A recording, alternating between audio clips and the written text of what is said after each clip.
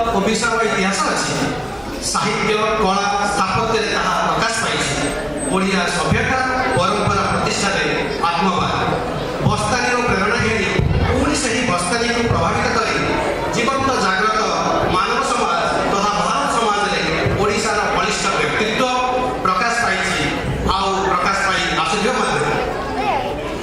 The land of the ancient Odras, the land that has a history consonant to history itself, the land that is the epicenter of Jagannath culture, the land that is the emerald of the east, the land of the great rivers, and the land that is Odisha.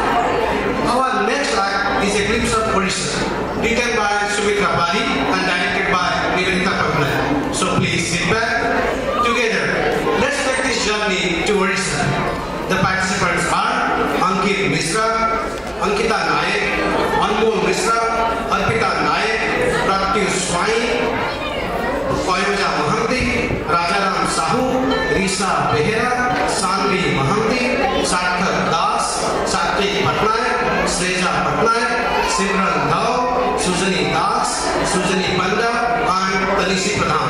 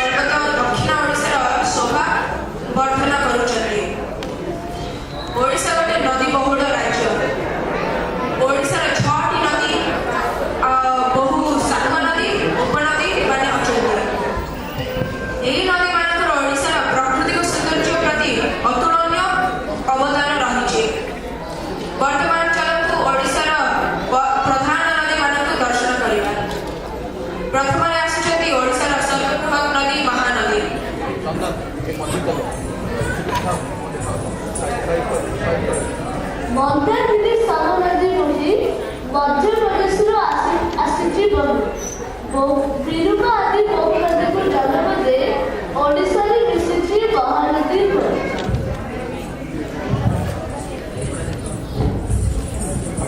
ଉତ୍ତର ପୂର୍ବ ଓଡ଼ିଶାରେ ବହୁଥିବା ଅନ୍ୟ ଏକ ପ୍ରଧାନ ନଦୀ ବୈତରଣୀକୁ ଦେଖିବା ଚାଲନ୍ତୁ।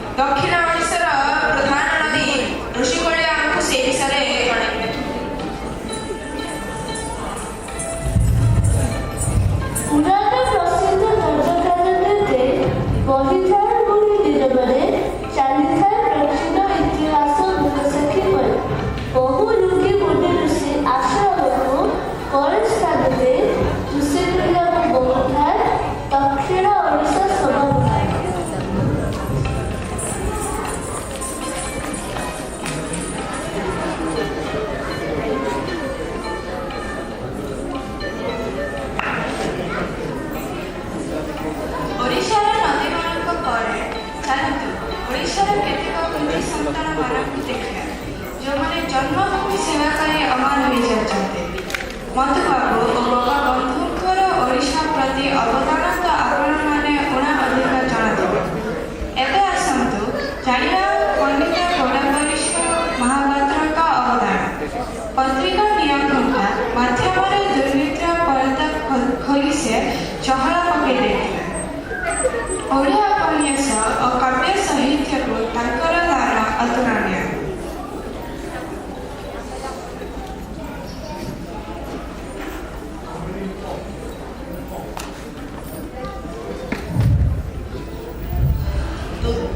দুর্গমগিরি দুর্গ প্রাচীর জীর্ণ দুয়ারে বসি ডাকে তান্ত্রিক মন্ত্র সাধনে জাগ্রত পুরবাসী পৃথ্বী বিধারী বার বাটি মড়া উঠো উঠো চঞ্চল খোরদার শত সর্দার শির পর উন্নত ধর উঠো কঙ্কাল ছিড়ু শৃঙ্খল জাগ দুর্বল আজি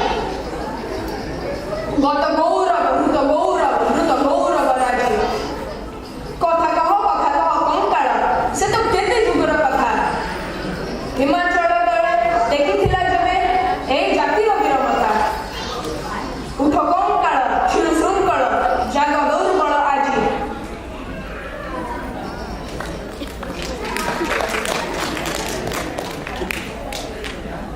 ଗୋଦାବରୀଶଙ୍କ ପରେ ଆସୁଛନ୍ତି ପ୍ରଥମ ଓଡ଼ିଆ ଅଭିଧାନ ପୂର୍ଣ୍ଣଚନ୍ଦ୍ର ଭାଷାକୋଷର ରଚୟିତା ଗୋପାଳ ଚନ୍ଦ୍ର ପ୍ରହରାଜ।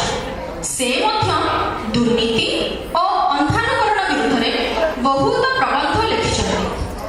ଆସୁଛନ୍ତି ପୂର୍ଣ୍ଣଚନ୍ଦ୍ର ଭାଷାକୋଷର ରଚୟିତା ଗୋପାଳ ଚନ୍ଦ୍ର ପ୍ରହରାଜ।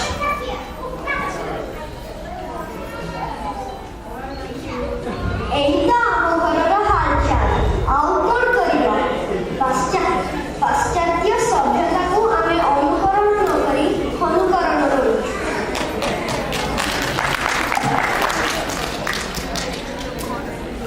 ଆପଣ ଦୁଇ ଜଣ ପ୍ରତିଭାବାନ ଓଡ଼ିଆ ଲେଖକଙ୍କୁ ତ ଦେଖିଲେ। ଓଡ଼ିଶାରେ ଅନେକ ପ୍ରତିଷ୍ଠିତ ନାରୀ କବି ଓ ଲେଖିକା ମଧ୍ୟ ଅଛନ୍ତି।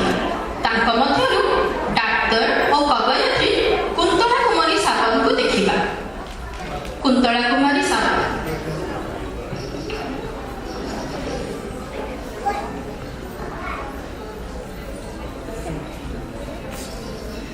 କ୍ଷମାଦାରେ ଝିଅ କ୍ଷମତା ମିଳଇ କ୍ଷମାର ନଥାଏ ଅନ୍ତ କ୍ଷମାଦାତା କରି କ୍ଷମାର ଗ୍ରହିତା এই ସଂସାରେ ଭାଗ୍ୟବନ୍ତ।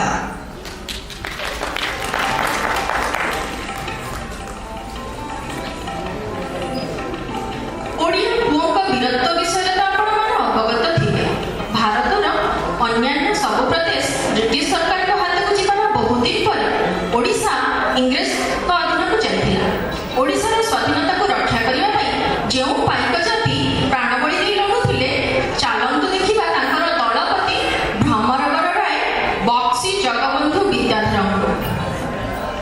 রঞ্জিত আসি দরে সত্র রক্ত ধরে গাঁওরে আজি বিজয় বিভব জন্মভূমির বল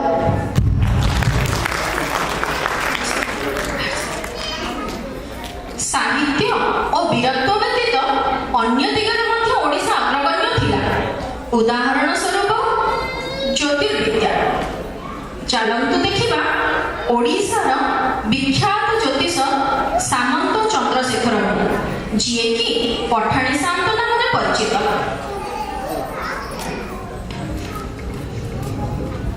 সিদ্ধান্ত দর্প